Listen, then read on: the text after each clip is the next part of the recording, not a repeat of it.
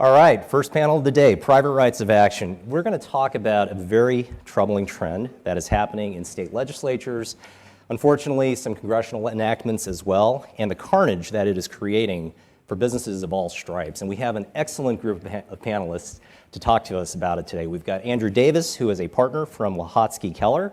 Andrew has joined us all the way from Austin, Texas, which I've told him and others, it's one of my favorite state capitals. Go to 6th Avenue, the place rocks. We have Kyla Christoffersen Powell, who is the president and CEO of the Civil Justice Association of California. Kyla, you've been there, what, 3 years now? 3.5 years. All right, well, welcome. Thanks for making the trip all the way from Sacramento. And of course, we have Beth Ising from Gibson, Dunn. She is a partner there, and she is a real expert when it comes to shareholder activism, something that I think a lot of folks in this room, especially those with companies, have experienced in some capacity. And it really is the flip side of the private right of action piece of what we're going to talk about today. So, Andrew, I want you to kick us off. Let's level set here. How did we get here? What is the history of private rights of action? Well, the thing is, private rights of action, at a highest level, is just the ability for somebody to sue, to go into court to vindicate a right.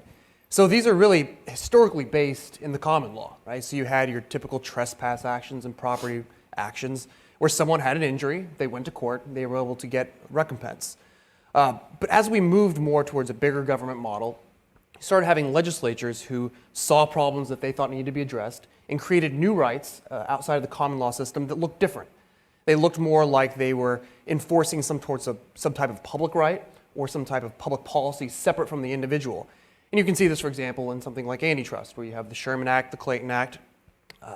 And then as you get moving on even further, you get even more government, you get Title VII, you get Title VI, where you're starting to have other private rights of action, and you even have the court implying them, right? So this was a big fight in the 70s. Right. And then you get, so I think the current stage, where we're no longer implying these because we have a more textualist court.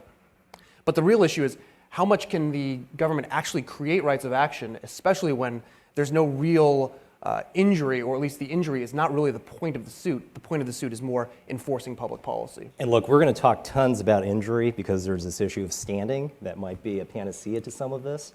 But when we talk about private rights of action, we're also talking about statutory damages, right? Yes. So, $10,000 per violation, because I keep thinking of the Telephone Consumer Protection Act, which is a federal law that's probably one of the worst PRAs that certainly I've seen.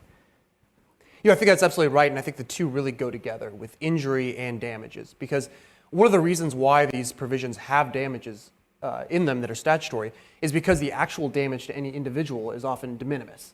So there's a creation of these rights. They want someone to sue, and to incentivize the suit, they create a sort of a statutory damages provision that allows it to often be aggregated. For example, the Telephone Act, you have a situation where it can be aggregated and there's no cap on damages.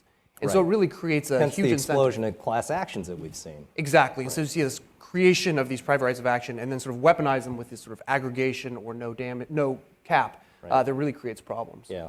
And I'd also mention in Illinois, they've got something called the Biometric Information Privacy Act, which is a state-based private right of action. So let's talk about some stuff in the states. It seems to me that when you look at California, it's like the private right of action paradise. Kyla, tell us a little bit about what is motivating this. Well, I guess I can guess what's motivating it. Yeah. You see it firsthand. Yeah, our legislature certainly seems to think it's a playground and likes to introduce private rights of action every year. In our role at CJAC, a lot of our time is just defensively trying to stop these things every year. It's part of the template for liability expansions in California, unfortunately. In terms of the top three problem children in this playground, it's really got to be the ADA, which Harold mentioned, the Private Attorneys General Act, which is the private right of action in California that's used to enforce the labor code, which is very thick and long in California. And the third is Prop 65, which is the initiative in California that was passed that requires warnings on anything that might cause cancer. And so in California, there's labels on everything because everything causes cancer. So these are the top three, and really the common thread among the three that is driving the abuses, and these have all resulted in rampant shakedown lawsuits against businesses. The common thread is, attorney's fees one-sided for the prevailing plaintiff.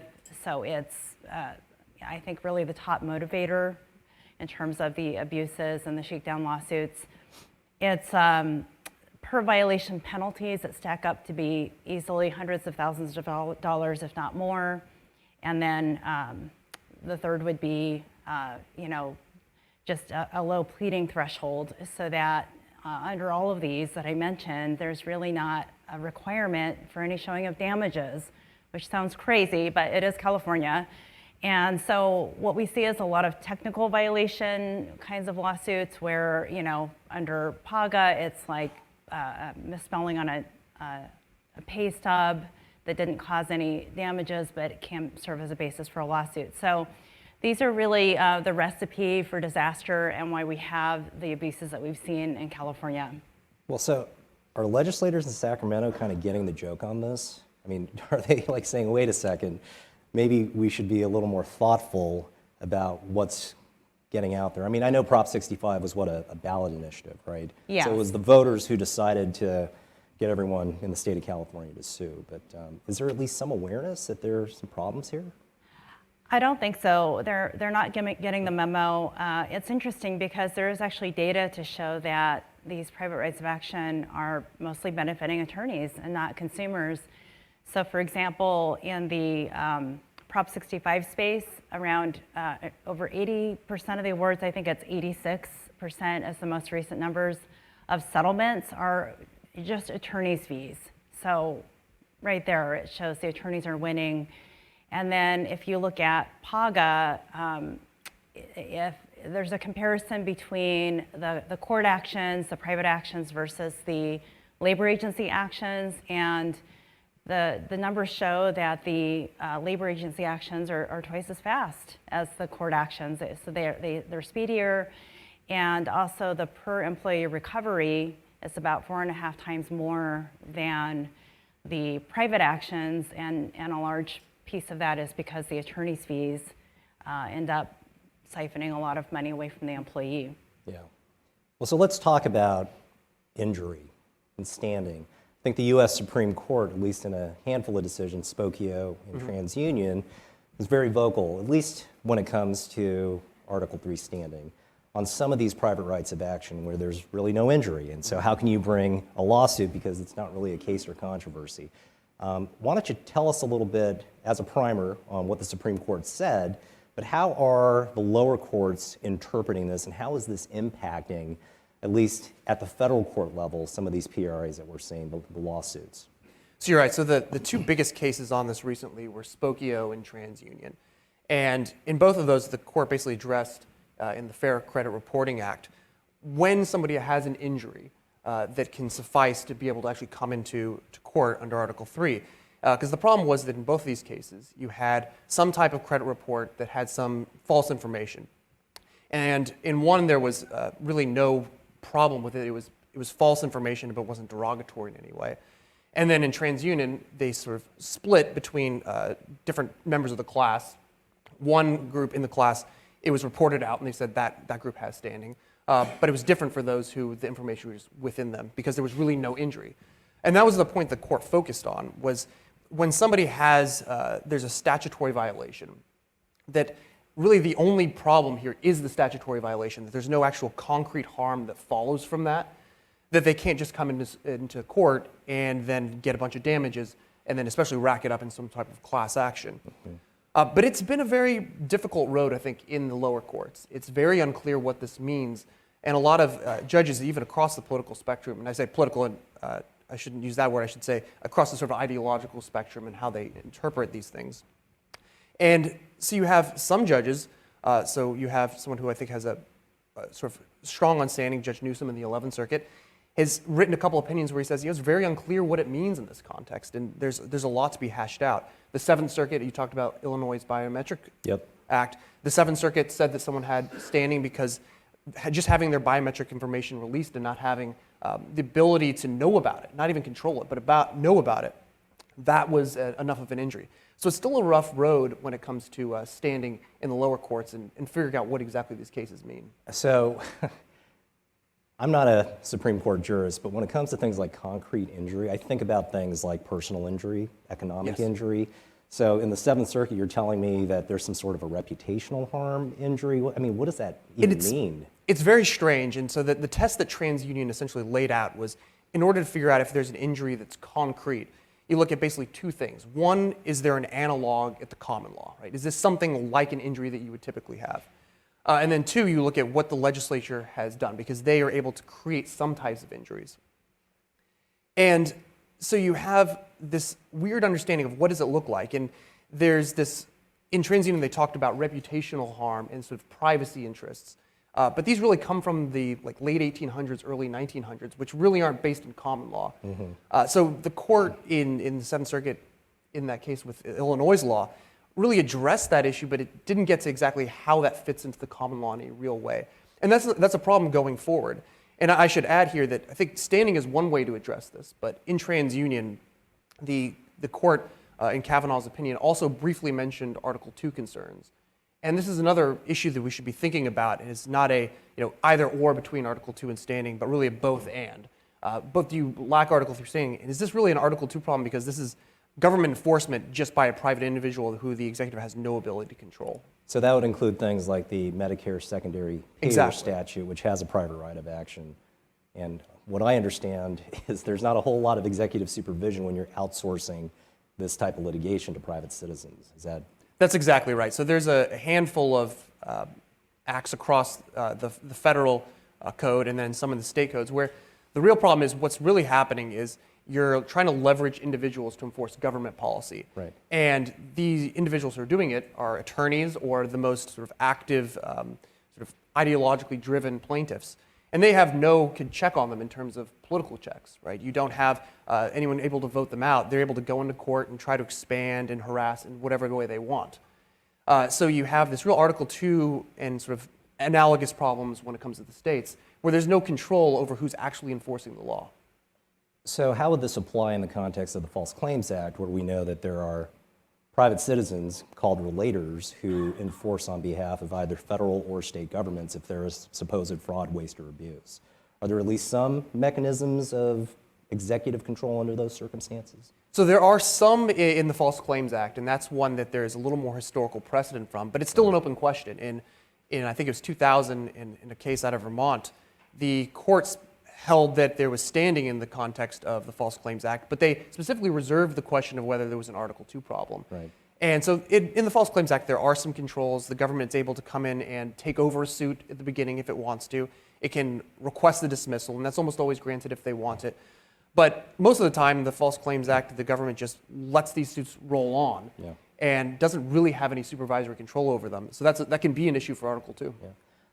Well, at the state level, unfortunately, there isn't really an Article 3 corollary in a lot of states. And in California, it seems like the case law is a little mixed. It's somewhat ambiguous. Can defendants actually knock out one of these PRAs by arguing standing? Have you seen any of that activity at the state court level, Kyla? Well, there's been some activity in that area in PAGA. So the recent Viking decision at the U.S. Supreme Court level did kind of flag the issue of standing for that particular statute, and it's also tied in with arbitration. So without getting too much in the weeds, it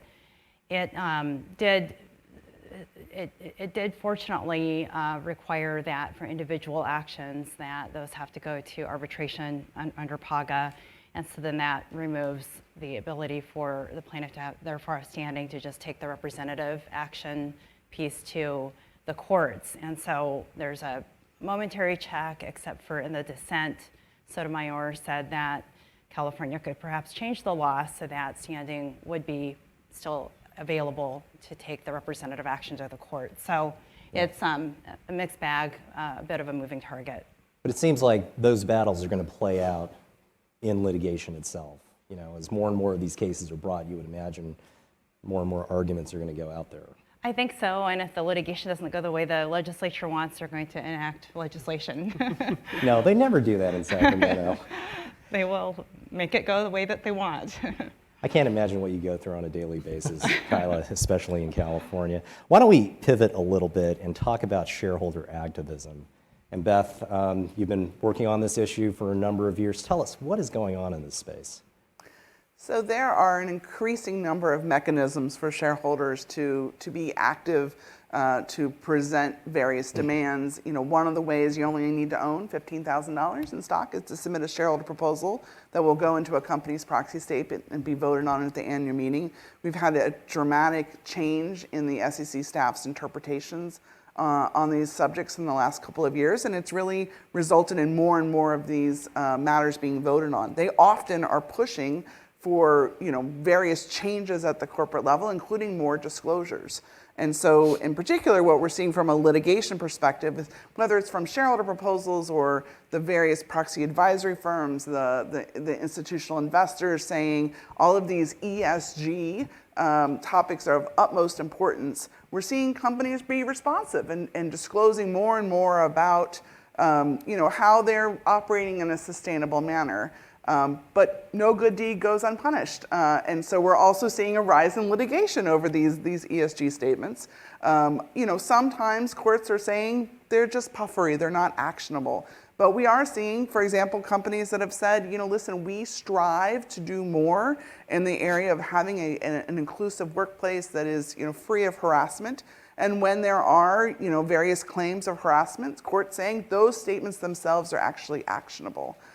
So it's the activism is very much, there's a lot of activism in the proxy statements, the annual meetings, and boardrooms being considered, but we're seeing it bleed over into the litigation space as well. Yeah, so when you say actionable, are we talking about claims under 10b-5 or common law fraud, those types of allegations being made? And right, derivative actions saying, you should have known, and anyway, bringing, even class actions, consumer protection laws under California, right? They're bringing labels saying you said it was recyclable, but there's no market for recyclability, right? Well, the company didn't say it was supporting the entire market. So it's a variety of different existing legal claims that are being sort of, used based on, whatever the plaintiffs are. Or do they have consumers? Do they have shareholders? Whoever they're bringing with them.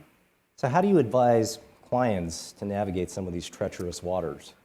Yeah, it's really important. What we're seeing, and the SEC's proposed some rules, including climate change rules, right, are gonna. Oh, let's talk about that. Yeah, we'll get into those. Those are fun. I think we're seeing companies have been giving these disclosures, but they're doing so in response to a variety of different stakeholders. Now the regulators, right, are getting more involved, including in Europe as well. It's really important that these various ESG statements, sustainability disclosures in this context, where we're seeing litigation develop, that we have both a multi-team approach within the company. So it's legal is involved. It's the finance team is involved. Like, how do we make sure it's not just the ESG team putting various statements out, right? We have sort of controls and procedures, which is what we use when we're filing our quarterly reports, right, with the SEC, when we're issuing our earnings release. There's a lot of companies have disclosure committees, right, that really sort of think about the company's disclosures. We need to harmonize these to make sure that the statements that are being made about companies' sustainability efforts, have the same rigor and internal control over those statements before they're released, and that will help sort of release it. It's also then using the language. We guarantee that we're green is more likely going to be actionable than if you say we're striving to achieve our sustainability goals. So it's the language that we're using as well. So it sounds like words really matter. Words matter, which Words is job really security matter. for disclosure lawyers. So. Well, you mentioned the SEC disclosure rule. Talk to us a little bit about what would happen if, let's say, the core of what it is striving to achieve actually becomes a reality in the area of liability, risk, and litigation. Right. So the SEC's disclosure proposed rules in March regarding climate change. It's a variety of different aspects of what companies would need to do, both in terms of disclosing about oversight of risks, But there's also proposed rules to the financial statement disclosures under Regulation SX. There are a variety of different disclosures that have to do with specific emissions, right? So you have a lot of people, securities lawyers, learning a whole bunch about what Scope 1, Scope 2, Scope 3 emissions are. There is limited, in the proposed rules, there's limited safe harbors, for example, for Scope 3, which is sort of your downstream, upstream impacts of your emissions. And there's a variety of other very limited protections for companies. What I think is if the rules as proposed or in anything similar to that, it is going, if these disclosure rules go into effect, and I think they were expected in October, that is not happening. The chairman has said it's going to be, we're still working through the comments. Over 15,000 comments, I think, were issued, just on this proposed rule, including from a variety of different companies and the chamber. All put, great comments on what we're seeing, what we fear is going to happen. There will be liability for some of these statements. Because they propose it, for example, to put it in the 10K, to put it in your filings that your CEO and CFO certify, there is a higher degree of liability that will apply to those statements. And those statements include, for example, you're going to be required if climate change related matters has more than a 1% impact on a specific line item in a financial statement, right, then there's going to be specific disclosures that are required. So it's very detailed rules where if it's covered and it's in SEC filings without any additional safe harbors is going to sort of open the door for additional litigation, suing companies over, this wasn't accurate and various claims. Well, for the audience, if you want to know more about the SEC disclosure rule, please talk to Daryl Josepher in our litigation center or Tom Quadman in our capital markets center. It's something that we are seriously taking a look at and looking to act on. So before we get into questions, because I know our time is ticking down here, okay, so you get a magic wand and you get to find a solution to some of these problems that we've talked about. I will start with you, Beth. What would you do today if you could mitigate some of the risk and the threat that we've talked about? Well, I would first make sure that the climate change rules as proposed never get adopted. I think they were proposals intended to address a variety of different constituencies, and not do not achieve the purpose of what is best for. If you recognize that the SEC's mission includes capital formation, including capital formation, that is not what is going to happen with the rules as proposed. So that is the efforts of many to sort of say this is as proposed, we should not move forward, are commendable and hopefully will be successful. Okay. All right, Kyla, is there a silver bullet in California?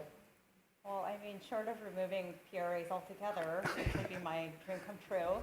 Like an omnibus bill or just a one fell swoop? Yeah, I really think the heart of it is the attorney's fees. They are the main driver, and so if you're going to have one-sided attorney's fees, at least put some sort of limitation on them where they're proportional. There's some sort of check, so it's not just about running these up as high as possible and using them as leverage to, shake down businesses. Yeah. Well, something that you could consider as you go back to Sacramento is we talk a lot about attorney's fees and attorneys, but we should never lose sight of the litigation funders.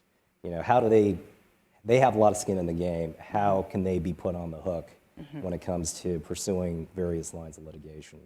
So we could talk about that later.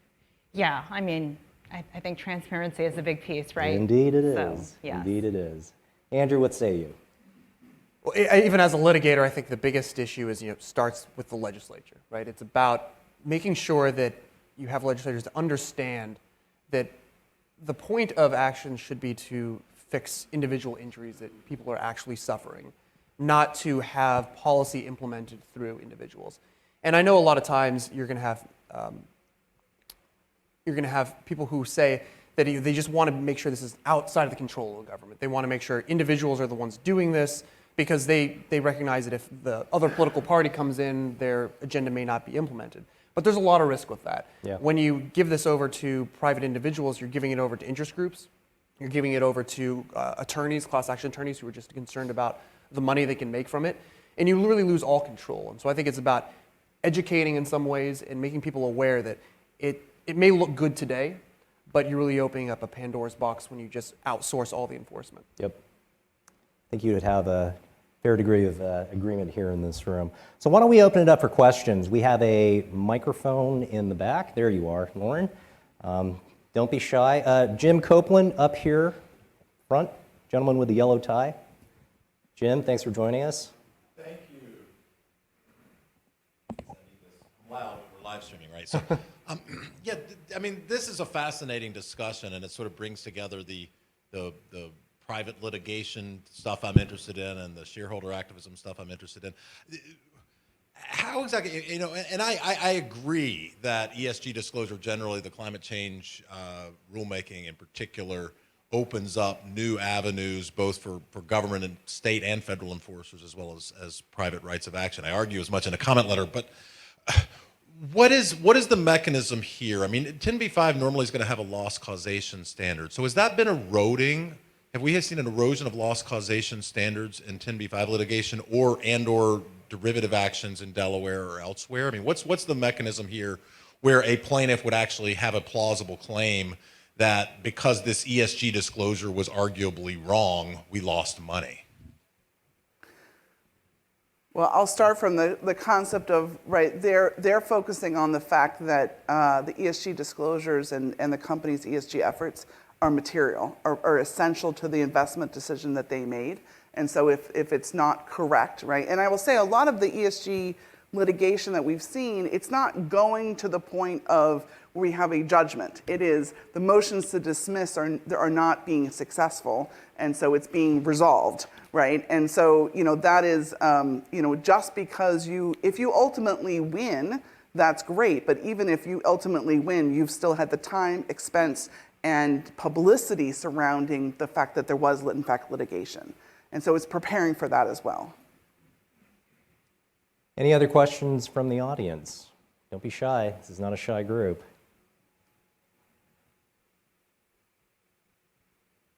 Going once, going twice. Well, the panelists should be here throughout the course of the day. If you have any follow-up questions, by all means, please have those conversations. Really appreciate your time and your insights today. Please join me in thanking our first panel of the day.